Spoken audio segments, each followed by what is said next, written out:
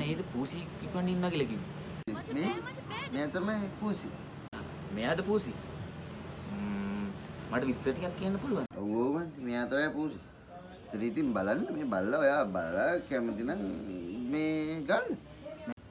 එහෙම නෙමෙයි අයියා.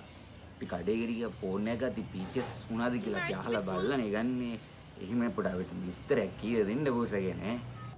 ඒ විදිහට මල්ලි එක්ස්ප්ලেইন කරන්න. මේ තියෙන්නේ 2019 මොඩල් එක. එතකොට මේකේ තියෙනවා මල්ලි පොඩි බ්‍රවුනි කලර් ලුක් එකක් තියෙනවා. මල්ලි මේකේ තියෙනවා 2TB ස්ටෝරේජ් එකක්.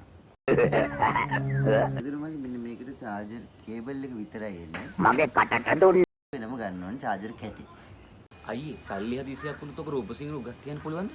මොකද්ද බල්ලෝ තෝ කිව්වේ? රූපසිංහේකට උගස් කරන්න. රූපසිංහේකට උගස් කරලා කාපන් තෝගේ ඇටේ. හා